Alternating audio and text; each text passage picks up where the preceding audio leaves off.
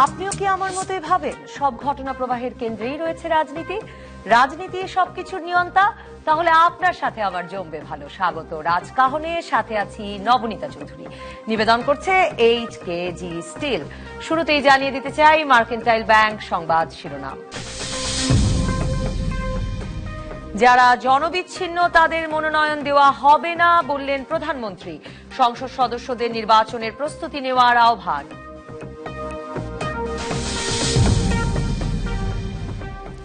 ঝিনাইদহে জঙ্গি আস্তানায় গোলাগুলিতে 2 জঙ্গি নিহত। শামীম হোলি আর্টিজানে নিহত জঙ্গিদের আশ্রয়দাতা দাবি পুলিশের। আওয়ামী লীগের মহাজোটে আর নেই জাতীয় পার্টি। 58 দল নিয়ে সম্মিলিত জাতীয় জোটের ঘোষণা এরশাদের।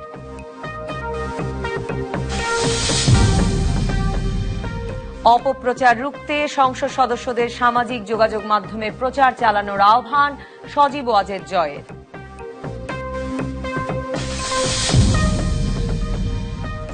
বাংলাদেশ থেকে 2014 সালেই কেবল প্রায় 73,000 কোটি টাকা পাচার হয়ে গেছে। ওয়াশিংটন ভিত্তিক গবেষণা প্রতিষ্ঠান গ্লোবাল ফাইন্যান্সিয়াল ইন্টিগ্রিটি GFI গত সপ্তাহে এই তথ্য দিলে আবারও বাংলাদেশে এ প্রসঙ্গ আলোচনা সামনে চলে এসেছে। বাংলাদেশের জন্য এই আলোচনা খুব নতুন নয়, কারণ এর আগে গত বছর এরকম সময়েই বিশ্বজুড়ে বহুল আলোচিত অর্থ পাচারের পানামা পেপারস কেলেঙ্কারিতে বাংলাদেশের 21 ব্যক্তি ও 3 প্রতিষ্ঠানের নাম এসেছিল। তারও আগে দুর্নীতি দমন কমিশন সাবেক প্রধানমন্ত্রী পুত্রের পাচার করা ঘুষের অর্থ ফিরিয়ে এনেছিল সিঙ্গাপুর থেকে। 2005 থেকে 2014 সাল পর্যন্ত বাংলাদেশ থেকে পাচার হওয়া দেশের প্রায় 2 অর্থ বছরের বাজেটের সমপরিমাণ প্রায় 7 লাখ কোটি টাকা কোন দেশে গেছে তা জানা না গেলেও সিঙ্গাপুর, হংকং ও সংযুক্ত আরব আমিরাতের মতো কাছের কয়েকটি দেশই এখন মূল গন্তব্য হয়ে উঠেছে। আর কানাডা, আমেরিকা কিংবা মালয়েশিয়াতে বিপুল সম্পত্তির মালিক হয়ে উঠেছেন বাংলাদেশিরা। তবে সুইস ব্যাংক সহ নানা দেশের ব্যাংকে অর্থ শুধু ফেলে রাখেননি বা বাড়িঘরই কিনছেন না বাংলাদেশিরা, বরং নানা দেশে বিনিয়োগও করেছেন, হোটেল, মার্কেট, এমনকি গার্মেন্টসে। সংসদে এই নিয়ে উদ্বেগের জবাবে অর্থ প্রতিমন্ত্রী বলেছেন কেন্দ্রীয় ব্যাংক এসব অভিযোগ তদন্ত করবে। আইনমন্ত্রী বলেছেন প্রমাণ পেলে ব্যবস্থা নেওয়া হবে।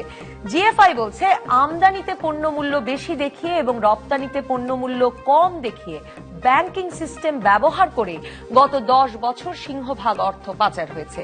তাহলে ব্যাংকিং ব্যবস্থা যে ফাঁক এতদিন ধরতে পারেনি, সে ফাঁক এখন ধরবে কিভাবে? বাংলাদেশে বছর বছর অর্থ পাচার প্রবণতা বাড়ার কারণ কি, আর ঠেকানোর উপায়টাই বাকি? এসব প্রশ্নের উত্তর খুঁজতে আজ রাজকাহন স্টুডিওতে আছেন বাংলাদেশ ব্যাংকের সাবেক গভর্নর ডক্টর মোহাম্মদ ফরাসউদ্দিন। স্বাগত আপনাকে ডক্টর মোহাম্মদ ফরাসউদ্দিন। আপনাকে জিজ্ঞেস করতে চাই যে আসলে বাংলাদেশ ব্যাংকের পক্ষে এই ফাঁক ধরা সম্ভব কিনা, যদি ধরা সম্ভব হয় এতদিন ধরতে পারলো না কেন? আপনাকে ধন্যবাদ। প্রশ্নটা কঠিন, জটিল এবং উত্তর কিছু সময় সাপেক্ষ। একটুখানি আমাকে পটভূমিতে যেতে হবে। আসলে আমাদের বহির্বাণিজ্য দরকার, কারণ আমরা আমদানি করি উন্নয়নের জন্য, রপ্তানি করি রাজস্বের জন্য।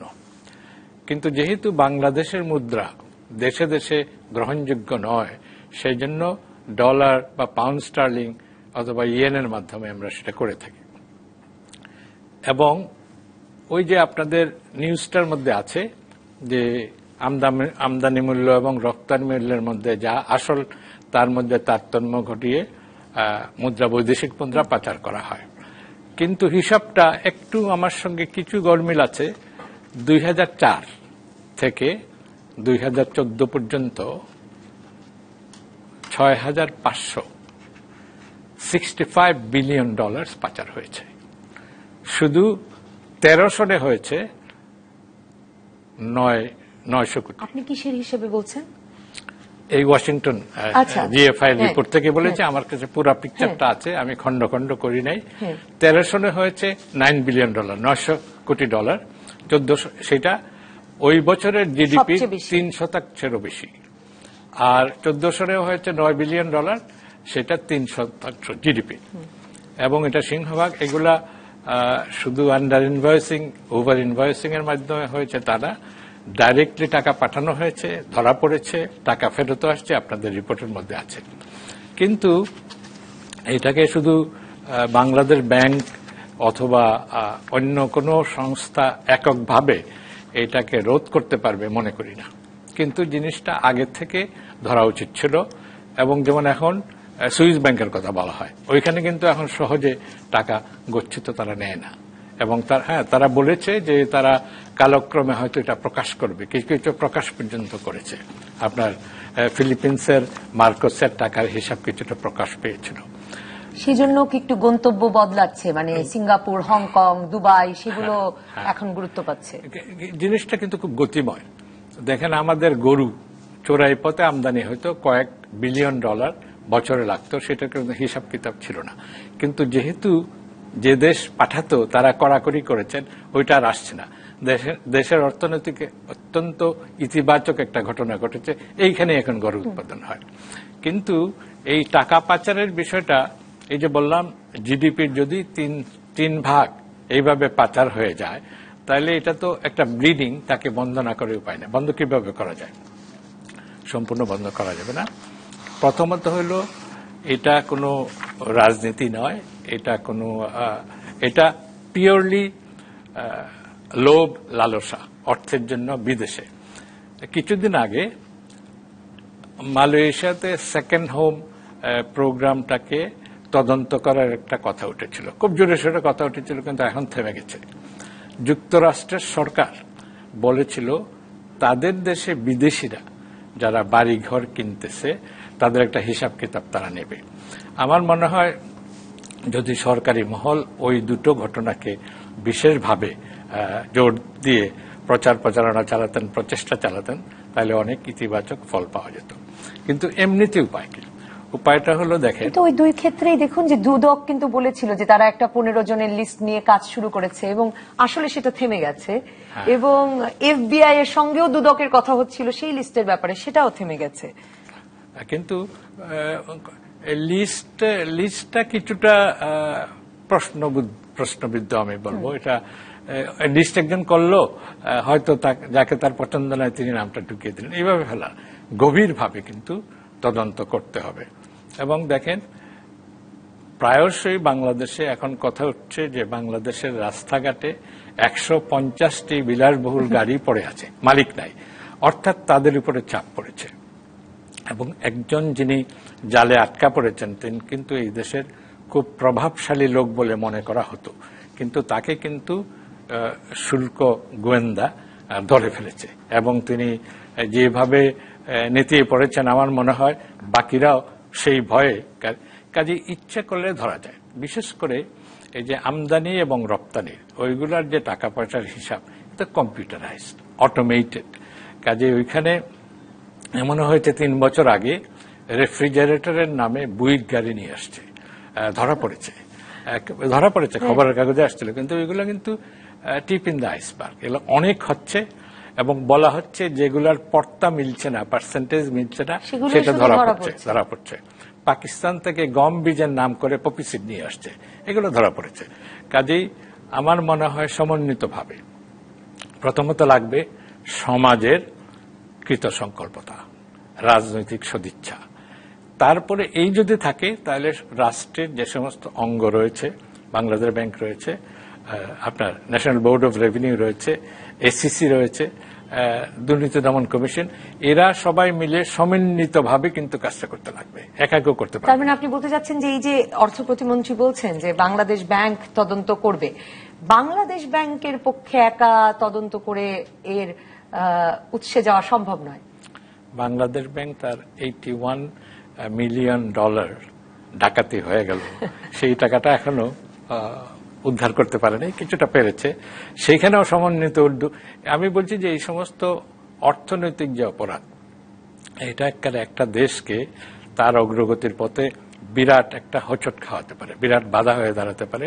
সেই জন্য এটার দিকে নজর দেওয়া দরকার। এটা রাজনীতিরও নিয়ামক শক্তি হইতে পারে। রাজনীতিবিদরা যদি মনে করেন যে টাকা যারা পাচার করছে তারা তাদের সমর্থক হবে, সম্পূর্ণ ভুল ধারণা। যারা পাচার করছেন তারা নিজেরাই হন, সেটা এটা কিন্তু প্রমাণ সাপেক্ষ। আমি এরকম ঢালাও মন্তব্য করব না। এটা অবশ্য ঢালাও হয়, এটা আমি বলবো থাকতে পারে, কিন্তু এটা আমার মনে হয় যদি আমদানি এবং রপ্তানির যে তথ্যগুলো রয়েছে সেখানে যদি কোনো অস্বাভাবিক কিছু দেখা যায়, এবং অস্বাভাবিক হবে এই ধরনের পাচার হলে, তাহলে এটাকে একটু গভীরভাবে তদন্ত করে নেটটাকে একেবারে ছড়িয়ে দিয়ে কোথায় পর্যন্ত গিয়েছে নেটটা, এটা ধরতে হবে। এবং একটা জিনিস অবশ্যই আমাদের দেশে মুশকিল, আমি দেখেছি শত শত সোনা পাচার ধরা পড়েছে, আজ পর্যন্ত কারো বিচার হয় নাই। আমার জানা মতো আমরা যখন বাংলাদেশ ব্যাংকে ছিলাম তখন থেকে কোথা থেকে পাচার হয়ে কোথায় যাচ্ছিল সেইটাও কি আমরা আবিষ্কার করতে পেরেছি? না, সেটা অত্যন্ত গম্ভীরভাবে মারাত্মকভাবে কিন্তু অনুসন্ধান করতে হবে। ফরেন এক্সচেঞ্জের কত কত ঘটনা ঘটছে, কিন্তু সেটার তো হচ্ছে না, তদন্ত হচ্ছে না। কিন্তু সমাধানটা হতে হবে বহুমাত্রিক। প্রথমত আপনার দেশের যে মুদ্রা, এটা সঠিক মূল্যায়ন হতে হবে। সবচেয়ে ভালো সমাধান হলো আপনার মুদ্রাকে একেবারে বিনিময় হারকে ওপেন করে দেওয়া, ফ্লেক্সিবল এক্সচেঞ্জ রেট যাকে বলে। সেটা করতে গেলে অনেক সাহস লাগে। সরকার হয়তো এখনো ততটা সাহস সংগ্রহ করতে পারে নাই, কিন্তু $30 বিলিয়ন নিয়ে বসে থেকে এটা করতে পারা উচিত। কিন্তু কোন সরকারই তার চতুর্থ বছরের মেয়াদে, সেখানে তো একটা আশঙ্কা আবার থাকে যে আমদানিকৃত নিত্য পণ্যের দাম বেড়ে যাওয়া, সেটা নিয়ে বোধহয় ভয়। এটা কিন্তু আরেক বিতর্ক। এটা আজ থেকে 12 বছর আগে শ্রীলঙ্কার যখন টোটাল রিজার্ভ ছিল মাত্র $5 বিলিয়ন, তারা কিন্তু সাহস করে ফেলেছিল। তাদের রুপি কিন্তু 70 থেকে 100 রুপিতে চলে গেছিল ডলার প্রতি। সেই $5 বিলিয়ন থেকে তাদের $2 বিলিয়ন এই নালে খরচ হয়ে গেছে, $3 বিলিয়ন থেকেছে। যদি এরকম করা যেত একবার সাহস করে, এবং আমি মনে করি করা উচিত, তাহলে কোনো পাচার হবে না। কারণ যদি বিনিময় মূল্যের কোনো তারতম্য না থাকে মুক্ত বাজারে এবং চোরা বাজারে, তাহলে কিন্তু এটার কোনো ইনসেন্টিভ থাকবে না। এটা হলো সবচেয়ে বড়। আর এটা করতে করতে যদি সময় লাগে, তাহলে তদন্ত যারা করবে তাদেরকে খুব বড় ধরনের প্রশিক্ষণ দিয়ে আনতে হবে, তাদেরকে সাহসী হইতে হবে, তাদেরকে অবশ্যই দেশপ্রেমিক হইতে হবে।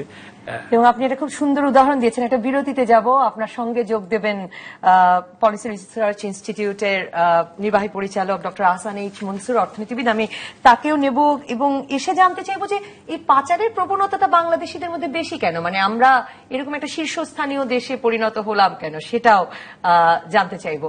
একটা বিরতির পর দর্শক থাকুন আমাদের সঙ্গে।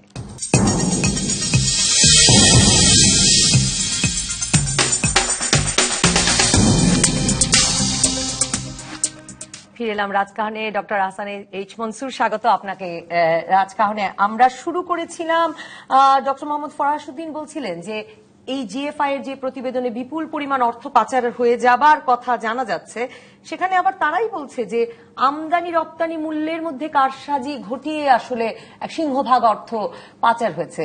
ডক্টর ফরাসউদ্দিন সে সূত্রেই সম্ভবত বলছিলেন যে বিনিময় মূল্যটা যদি আমরা টাকা এবং ডলারের, মানে বিনিময় মূল্যটা যদি আমরা ফ্লেক্সিবল করে দিতে পারি, তাহলে এই টাকা পাচারের তো কোনো ইনসেন্টিভ থাকবে না, মানে কোনো বিশেষ উদ্যোগ বোধ করবেন না যারা পাচারকারী। আপনি একমত?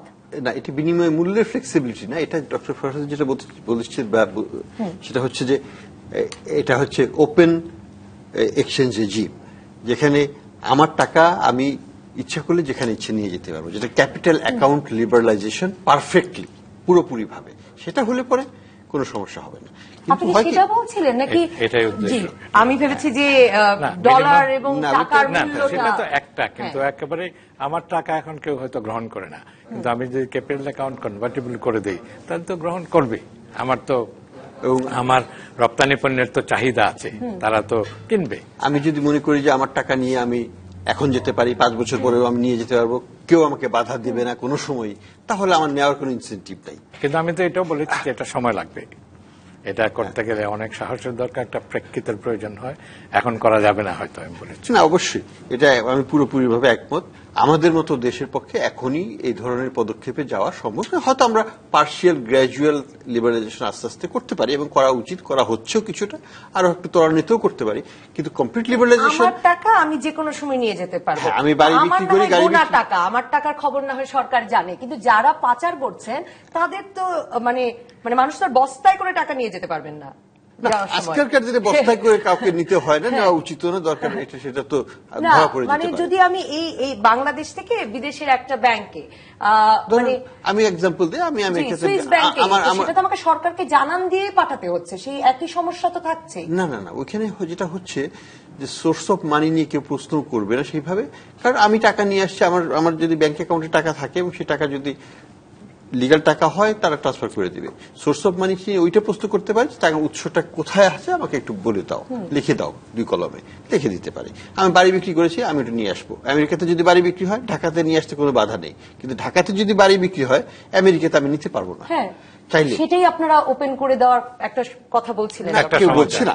এটা করলে পরে এই ধরনের বা করার মতো সক্ষমতা থাকলে সেই দেশ থেকে টাকা পাচারটা আস্তে আস্তে কমে যাবে, সেটাই আচ্ছা, আমরা হয়তো বলতে চাচ্ছি।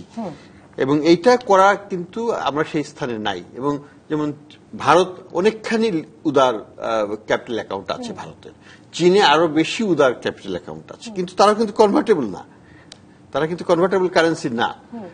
কাজেই এখানে আমাদেরকে ধাপে ধাপে যেতে হবে এবং হয়তো আমরা যখন একটা উন্নত দেশে পরিণত হব তখন আমাদের ক্যাপিটাল অ্যাকাউন্ট পুরোপুরিভাবে লিবারালাইজ হয়ে যাবে আর এই সমস্যাগুলো থাকবে না।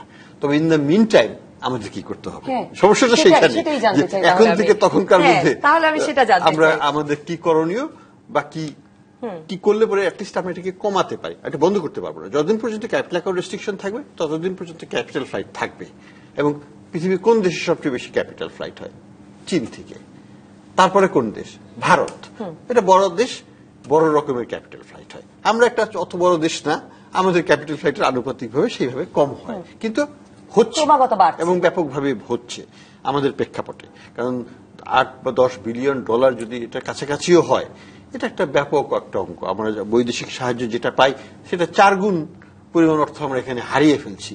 তো এটা জিডিপির 3%। জি, এটা অর্থনীতিতে থাকলে পরে এটার যে একটা ইম্প্যাক্ট হতো, প্রত্যেক বছর যদি 3% করে আমরা এক্সট্রা বিনিয়োগ করতে পারতাম তাহলে কিন্তু আমাদের দেশের চেহারাটা অনেকখানি পাল্টে যেতে পারতো। তো সেদিক থেকে একটা আক্ষেপ তো আছেই, সবারই থাকবে যে দেশটাকে আরো পরিবর্তন করে ফেলা যেত, সেটা হচ্ছে না। কিন্তু কেন হচ্ছে না এবং কেন এটা বাড়ছে? একটা কারণ তো আমরা জানি। ঠেকানোর উপায়টা কি? আমরা শুনছিলাম, মানে আলোচনাটা শুরুই করেছিলাম সেখান থেকে, যে বাংলাদেশ ব্যাংক এটা তদন্ত করে দেখবে। ব্যাংক কি একা পারবে কিনা? কেন্দ্রীয় ব্যাংক পারলে এতদিন পারেনি কেন? এখন আইন করে এটাকে পুরোপুরিভাবে ঠেকানো সেটা সম্ভব না, তবে আইনকে রাখতে হবে, কারণ আইনের মাধ্যমে অ্যাটলিস্ট এটাকে কমানো যায়। আইন না থাকলে পরে তো কোনো রকমের শৃঙ্খলা থাকবে না, সবাই যার যার টাকা নিয়ে চলে যাবে যে কোনো ভাবেই হোক। তো সেই জন্য আইনটা থাকতে হবে। কিন্তু কেউ যদি মনে করে যে আইন করে আমি এটাকে বন্ধ করে ফেলবো, সেটা হয়তো দুরাশা। এখন যেটা হচ্ছে যে সোর্সেস অফ মানিটা কোথা থেকে আসছে? সোর্সেস অফ মানি অনেকগুলো সোর্স থেকে আসছে। আমি মনে করি যে কিছু সৎ, কিছু অসৎ। অসতের মধ্যে হচ্ছে যারা দুর্নীতির মাধ্যমে করছে, সেটা সরকারি কর্মচারীও হতে পারে, রাজনীতিবিদরাও হতে পারে, বা অন্যান্য লোকেরও হতে পারে। আবার কিছু লোক আছে যেমন আমার বাবা সম্পত্তি রেখে গেছেন, আমি একমাত্র সন্তান বা আমরা 2 ভাই বোন, আমরা সম্পত্তি বিক্রি করে নিয়ে চলে যাব কিভাবে? আমি থাকি আমেরিকাতে বা ফ্লোরিডাতে, আমাকে তখন যেতে হচ্ছে হুন্ডিওয়ালাদের কাছে। মানে আমরা সাধারণ মানুষ যে হুন্ডি করছি তাও আসলে অর্থ পাচারই সেটা অর্থ পাচার, পুরোপুরি ভাবে অর্থ পাচার। পরিষ্কার ভাবে একেবারেই। না বুঝে করছে। একেবারে ইল্লিগাল। মানে ভাবছি যে অসততা করছি না, কিন্তু আসলে আমরা বুঝতে অসততা। আমাদের টাকাটা সাদা, হ্যাঁ, কিন্তু কার্যক্রমটা কিন্তু কালো। একেবারেই। কাজেই সেখানেও হচ্ছে। তবে আমরা তাদেরকে একটু অন্য দৃষ্টিতে দেখি, তাহা বেচারা টাকা নিয়ে যাচ্ছে, নিজের টাকাই তো নিয়ে যাচ্ছে। সামাজিক ভাবে আমরা অন্যভাবে দেখি, আমরা একটা অন্যভাবে দেখি। এটারও কারণ আছে।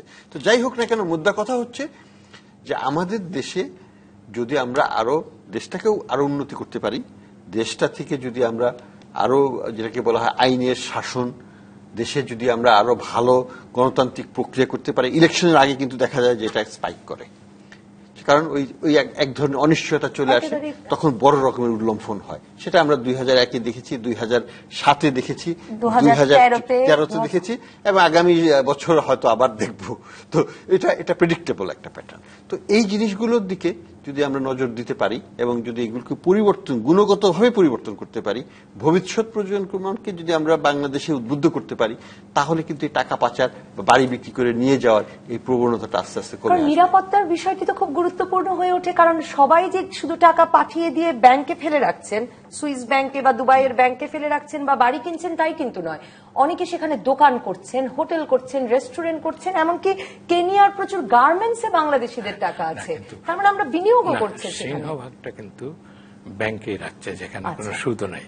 কিন্তু একটা সমাধান খোঁজার আগে একটা জিনিস ভাবতে হবে, বাংলাদেশ থেকে সবচেয়ে বেশি পাচার হয়েছে 2004 সনে শুরু হয়েছে বেশি, আর সবচেয়ে বেশি হয়েছে 13 সনে 14 সনে।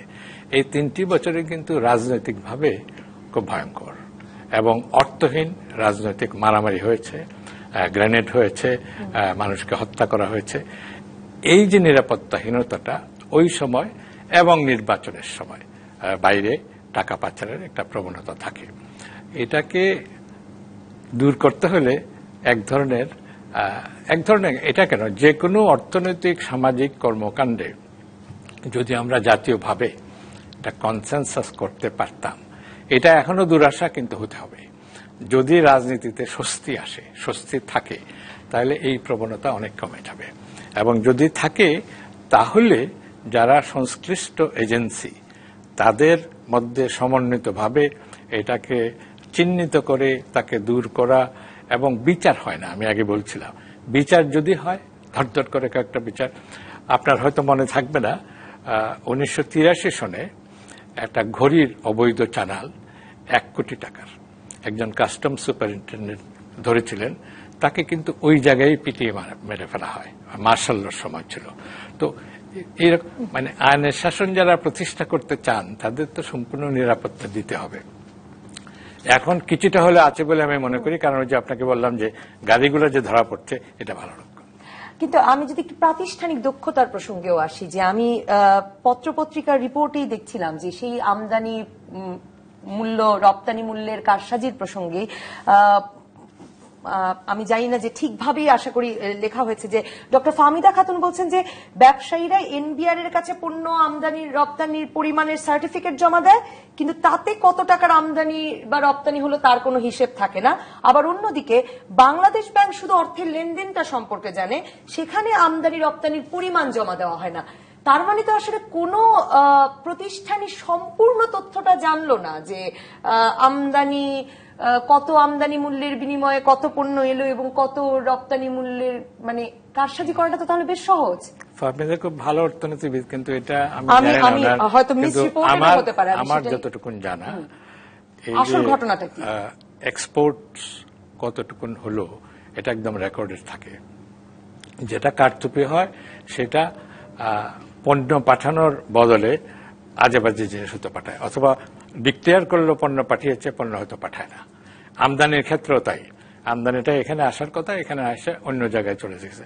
কিন্তু পরিমাণ এবং তার মূল্য নির্ধারণ করা থাকে, এবং কত পরিমাণের আমদানি, এগুলো কিন্তু রেকর্ডেড থাকে। এগুলা নজরদারিটা করেন কারা? ওই নজরদারি যারা করেন তারা হয় গাফিলতি করছেন অথবা অসাধুতা করছেন।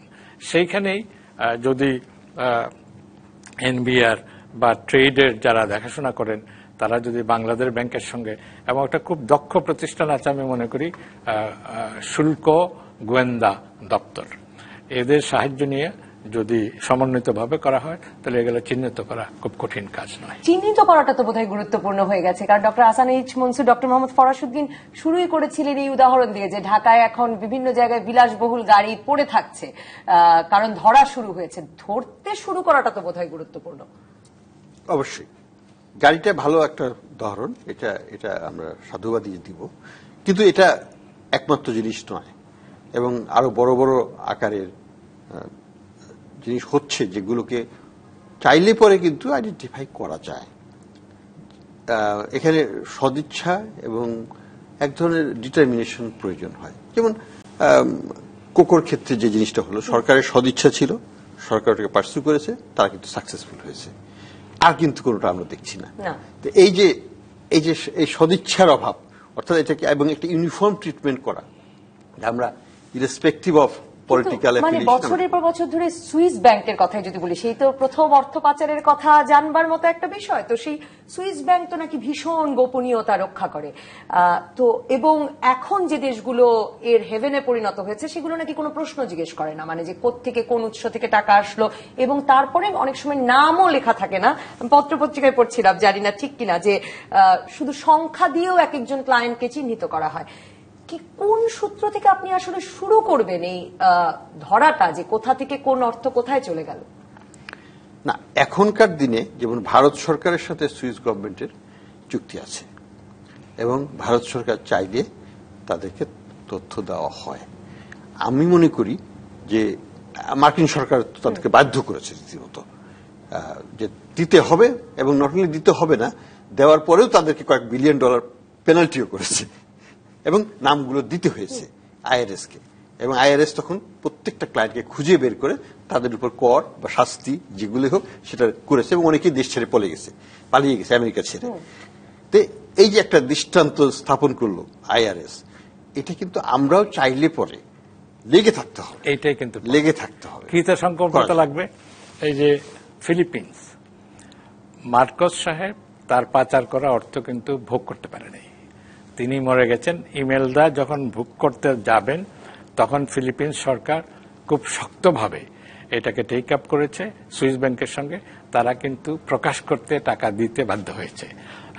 কাজেই আমি যেটা বলছিলাম যে মার্কিন যুক্তরাষ্ট্র বা ফিলিপিন্স, মালয়েশিয়া, মধ্যপ্রাচ্য যে সমস্ত জায়গায় সেকেন্ড হোম করেছে বা বিলাসবহুল বাড়ি কিনেছে, গাড়ি কিনেছে, বাজার দিয়েছে, সেইখানে যদি খুব ভিগোরাসলি, এবং যে সমস্ত ব্যাংকে বাংলাদেশ সরকার যদি খুব ভিগোরাসলি ক্যাম্পেইন করে বারবার বলতে থাকে, তাহলে কিন্তু সুফল পাওয়া যাবে।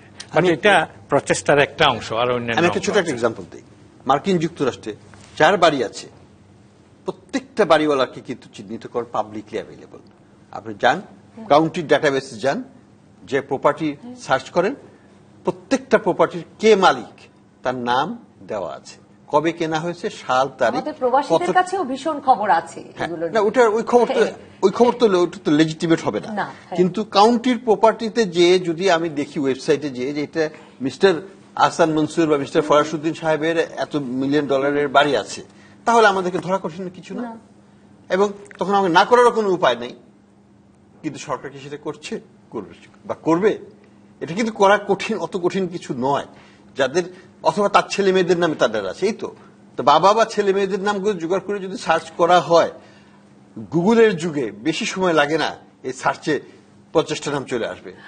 ডক্টর মোহাম্মদ ফরাসউদ্দিন, আমি যদি আপনি যে পরামর্শটি দিয়েছিলেন, যেটি বুঝতে আমার একটু জটিল লাগছিল, সেই পরামর্শটির প্রসঙ্গে যদি আসি, যে টাকা নিয়ে যেতে কোনো বাধা থাকলো না, সেই তো সেরকম, মানে ধরুন তাহলে মানে পৃথিবীর কোন দেশ এরকম কাজ করে আসলে এক রকমের টাকা পাচার বন্ধ করতে পেরেছে? তাহলে আমেরিকা কেন এখনো সুইস ব্যাংকে কে টাকা পাঠাচ্ছে সেই পাচার রোধে তাকে কেন এখনো কাজ করতে হচ্ছে? তার মানে কি পাচার মুক্ত কোনো দেশ নাই? না, এটা মুক্ত হয় না, আহসান মনসুর বলেছেন, কিন্তু কমবে, অনেক কমবে। কিন্তু আমরা সেই পর্যায়ে যেতে সময় লাগবে। আপনি শ্রীলঙ্কার উদাহরণ দিচ্ছিলেন। শ্রীলঙ্কা করে ফেলেছে, সেখানে পাচার নাই। এই যে পাচারের যে লিস্টগুলো দেখেন, চীন আছে, ভারত আছে, বাংলাদেশের বেশ প্রমিনেন্টে আছে, কিন্তু শ্রীলঙ্কা তো নাই। বা ইউরোপের যে সমস্ত দেশে একেবারে সম্পূর্ণ বাজার ভিত্তিক বিনিময় হার এবং ফুললি কনভার্টেবল কারেন্সি, সেখানে তো নাই। কিন্তু মার্কিন যুক্তরাষ্ট্রের ব্যাপারটা অন্য। এইখানে বাজার অর্থনীতিটা নানানভাবে কলুষিত করা হয়েছে এবং মানুষের খুব তাড়াতাড়ি অধিক অর্থ অবৈধভাবে রোজগার করার টেন্ডেন্সি আছে। সেই জন্য অগাধ সম্পদ, সেই জন্য ওদের সঙ্গে আমরা তুলনা করতে পারবো না। আমরা তুলনা করব যে আমাদের যে জিনিসটা, আহসান মনসুর যেমনটি বলছেন, যদি কৃত সংকল্পতা থাকে, কোথায় কে কোন বাড়ির মালিক হয়েছে, কবে হয়েছে, কিভাবে টাকা নিয়েছে, এটা কিন্তু বের করা কোনো অসুবিধা। কিন্তু আপনি যে বলছেন যে মার্কিন যুক্তরাষ্ট্রের সাথে তুলনা করতে পারবো না, আপনি তা বলে মার্কিন যুক্তরাষ্ট্রের অর্থনীতির যে নেচারটা বললেন, তার সঙ্গে তো আমি আবার বাংলাদেশের অর্থনীতির একটা আচরণগত মিল পাই, চরিত্রগত মিল পাই, যে এখানে তো মানে একটা অর্থের বিশাল উৎস আছে যেটা কেউ দেখাতে পারবেন না, বলতে পারবেন না কিভাবে এনেছে। না, অনেকেই তো বলেছে অর্থ অনর্থের মূল, সেটা ঠিক। কিন্তু দেখেন, মার্কিন যুক্তরাষ্ট্র বিলিয়নস অফ ডলার লকহিডকে ঘুষ দিয়েছে। মানে এটা স্কেলটা অনেক বড়, কিন্তু নেচার হয়তো একই, আমরা হয়তো অনেক ছোট স্কেলে। একটা কথা আছে, ফিলিপিন্সের কথা বারবার বলছি, একটা স্টেজে তাদের $30 বিলিয়ন, 3000 কোটি ডলার ফরেন ঋণ ছিল, এবং কথিত আছে যে তার 1/3 অর্থাৎ $100 কোটি মার্কোসের অ্যাকাউন্টে ছিল সুইস ব্যাংকে। বের করে ফেলেছে, টাকাটা ফেরত নিয়ে গেছে, কিন্তু কাজেই সম্ভব। একটা বিরতির পর ফিরছি আরো এই আলোচনায়, অর্থ পাচার ঠেকানোর কি উপায় সেটা শুনতে চাইবো। আর বাংলাদেশ এত বাড়ছেই কেন বাংলাদেশে? দর্শক থাকুন রাজকাহনে।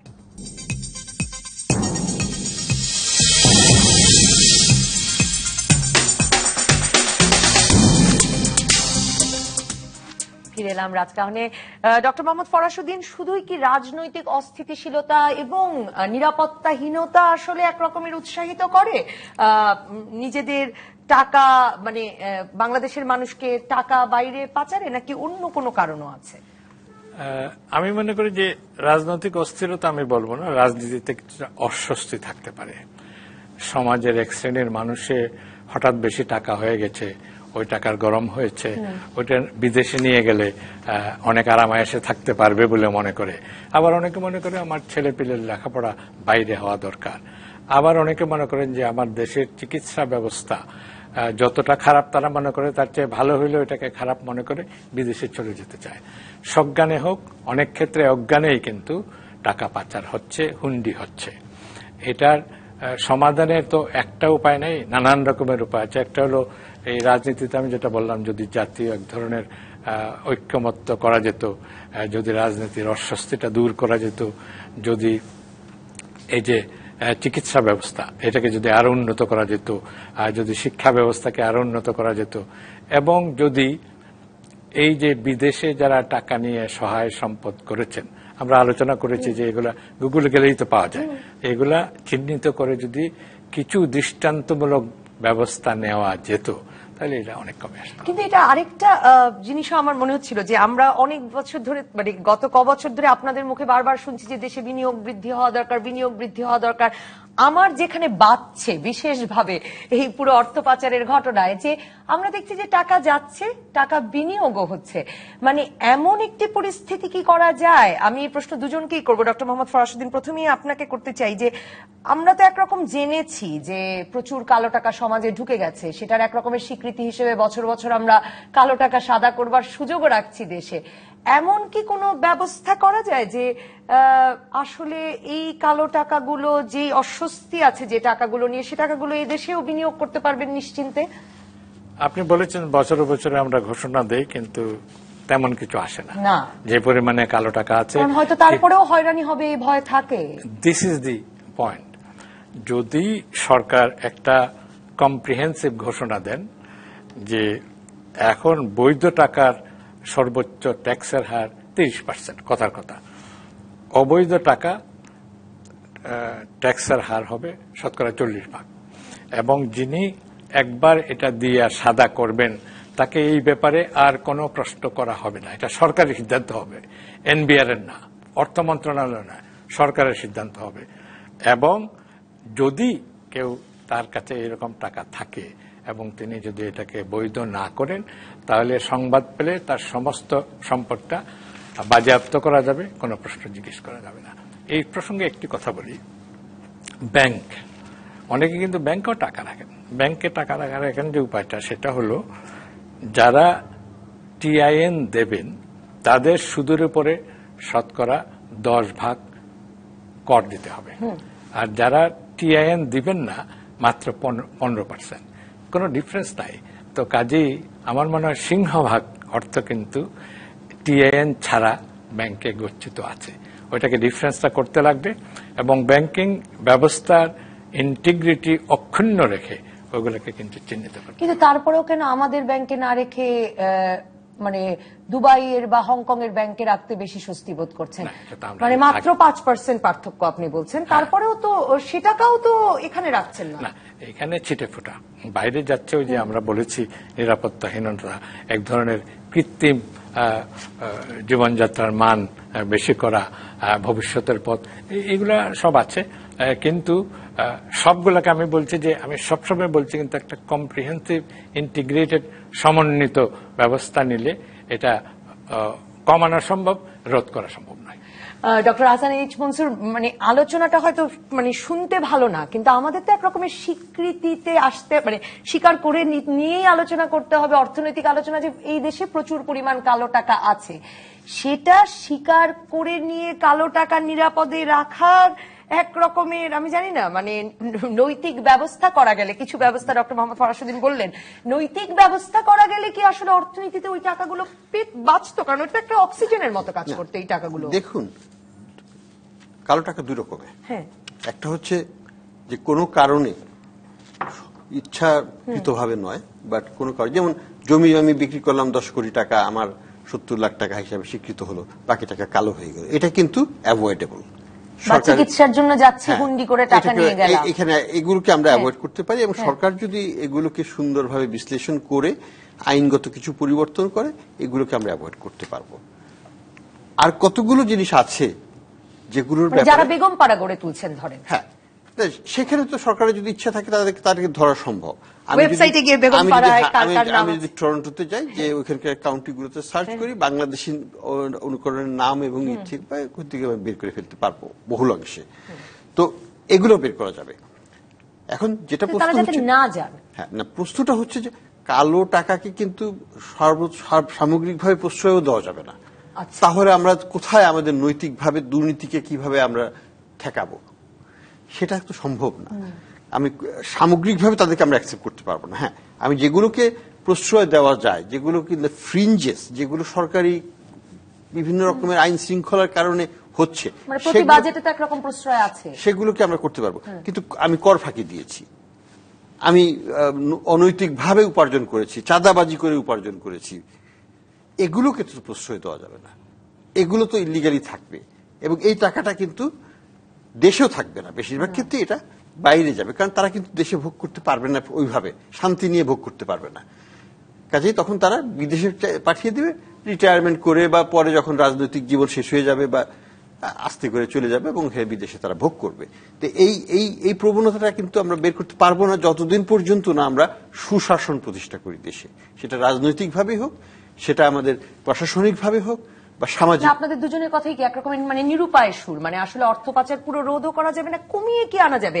মানে গত বছরে যেই পরিমাণ অর্থ পাচার হয়েছে, আমি পত্রিকায় পড়ছিলাম যে সেই পরিমাণ অর্থ আসলে আমরা রাজস্ব ভ্যাট আদায়ের যে লক্ষ্যমাত্রা, যে ভ্যাট পরিমাণ নিয়ে এত বিতর্ক চলছে, সেই লক্ষ্যমাত্রার সঙ্গে মিলে যাচ্ছে। মানে তার মানে কি একরকমের এটা কমিয়ে তো আনবার চেষ্টা করা যায় না? আহসান মনসুর একটা খুব গুরুত্বপূর্ণ কথা বলেছেন, কর ফাঁকি। কালো টাকা জমা হওয়ার একটা বড় কারণ কিন্তু কর ফাঁকি। কারণ বাংলাদেশের মতো কর জিডিপি কম অনুপাত আর কোনো দেশে নাই। 1/2 লোক কর দিচ্ছেন না, এটা তো হতে পারে না। অথচ বস্টন কনসাল্টিং গ্রুপের স্টাডি হলো যে 1.25 কোটি লোকের কাছে অন্তত পক্ষে 3.5 লক্ষ থেকে 4 লক্ষ টাকার আয় আছে বছরে। বস্টন কনসাল্টিং গ্রুপ, তারা তো কর দেন না। করটা দেওয়ার ব্যবস্থা করতে লাগবে, করটাকে প্রসার করতে হবে, এবং কর ব্যবস্থাপনা, কর যারা আদায় করেন এবং উদ্বুদ্ধ করতে লাগবে, দায়িত্বশীলতা বাড়াতে হবে। সেটা করলে কিন্তু অনেক কমে যাবে, কিন্তু একেবারে হ্রাস হবে না।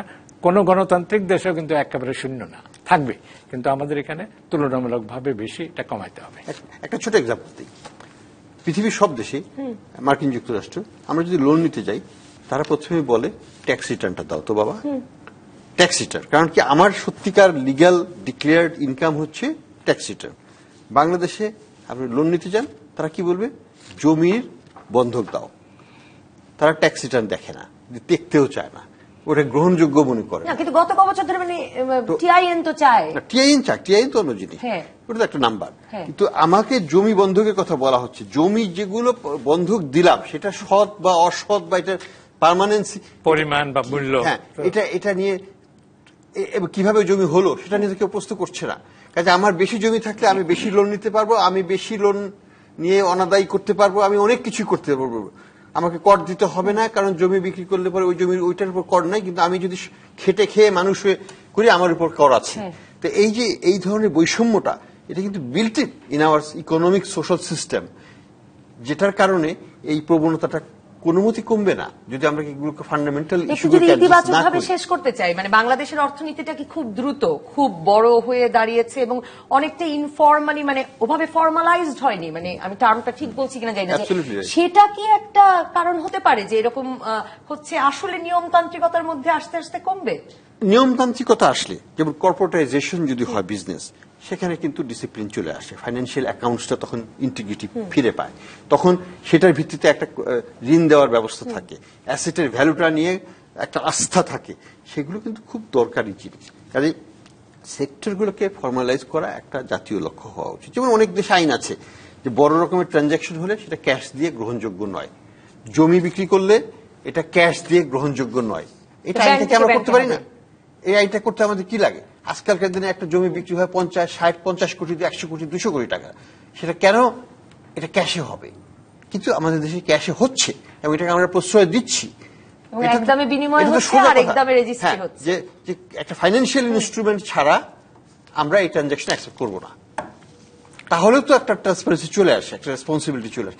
কোরিয়া কিন্তু এইভাবে করেছে, কোরিয়াতেও কিন্তু একই রকম ছিল, মানে অস্বচ্ছতা ব্যাপকভাবে ছিল, কিন্তু আস্তে আস্তে কর্পোরেটাইজেশন হয়ে আস্তে আস্তে এই ফাইন্যান্সিয়াল ডিসিপ্লিনগুলো, আইনগুলো, যে বড় রকমের ট্রানজাকশনে কোনো মতেই ক্যাশ চলবে না, সেখানে ফাইন্যান্সিয়াল ইনস্ট্রুমেন্টকে আনতে হবে, দেখাতে হবে কোন ব্যাংকের কোন অ্যাকাউন্ট থেকে কোথা থেকে টাকাটা গেছে, কোথায় টাকাটা আবার জমা হলো, আমি সোর্স অ্যান্ড ডেস্টিনেশন দুটোই আমি পাবো, তাহলে কর আদায়ও সম্ভব হবে এবং এই যে কালো টাকার ব্যাপারটা আস্তে আস্তে আস্তে আস্তে সংকুচিত। আপনি টিআইএনের কথা বলছেন, 17 বছর আগের দুটো প্রস্তাব আমি আবার বলছি। 50,000 টাকার ঊর্ধ্বে যে কোনো ব্যাংক ট্রানজাকশন টিআইএন ছাড়া হবে না, এটা করা কোনো বিষয় না। এটা করলেই কিন্তু প্রচুর পরিমাণে জালে আটকা পড়া যাবে। দ্বিতীয় হলো, আহসান মনসুর যেমনটি বললেন, অনেক অনেক ট্রানজাকশন হচ্ছে হয় ক্যাশ টাকায় অথবা bearer cheque, which is cash. কাজেই অ্যাকাউন্ট পে চেক ছাড়া 50,000 টাকার ঊর্ধ্বে কোনো ট্রানজাকশন হবে না। এই দুইটা জিনিস করতে পারলে কিন্তু কালো টাকা অনেকাংশেই দমন হয়। অন্যান্য জিনিস আরো বললাম, বাংলাদেশকে একটা ফেজ দিয়ে যাচ্ছে, মানে একটা পর্যায়ে দিয়ে যাচ্ছে যেখানে এটা আপনি খুব সুন্দরভাবে বলেছেন। সমসাময়িক কালে আমাদের মতো তুলনীয় দেশের তুলনায় বাংলাদেশ অনেক দ্রুত বেগে অর্থনৈতিক প্রবৃদ্ধি অর্জন করছে, সামাজিক রূপান্তর ঘটাচ্ছে, কিন্তু তার সঙ্গে বাংলাদেশ ব্যাংক বলেন, সমাজ বলেন, আইন বলেন, গভর্নেন্স বলেন, এইগুলা পেস রাখতে একটু কষ্ট হচ্ছে। সমাজের অনেক লোক অন্যদের তুলনায় অনেক বেশি অগ্রসর, অনেক বেশি চৌকস, অনেক বেশি বুদ্ধিমান, কাজে তারা এগিয়ে গেছেন এবং তারা এটাকে ভবিষ্যতে নিরাপদে ভোগ করার জন্য বিদেশে নিয়ে যাচ্ছে। অসংখ্য ধন্যবাদ ডক্টর মোহাম্মদ ফরাসউদ্দিন, ধন্যবাদ ডক্টর আহসান এইচ মনসুর, ধন্যবাদ দর্শক যারা সঙ্গে ছিলেন রাজকাহনের প্রথম পর্বের আলোচনায়। পরবর্তী পর্বে আমরা আলাপ করব অর্থ পাচার করে কে এই বিষয়ে। আলোচনা করবেন বাংলাদেশ আওয়ামী লীগ দলীয় সংসদ সদস্য আব্দুল ওয়াদুদ দ্বারা এমপি, বিএনপি সহ আন্তর্জাতিক বিষয়ক সম্পাদক অ্যাডভোকেট ফাহিমা নাসরিন মুন্নি এবং জাতীয় পার্টি চেয়ারম্যানের উপদেষ্টা ব্যারিস্টার শামীম হায়দার পাটোয়ারি। সঙ্গে থাকবেন আপনিও।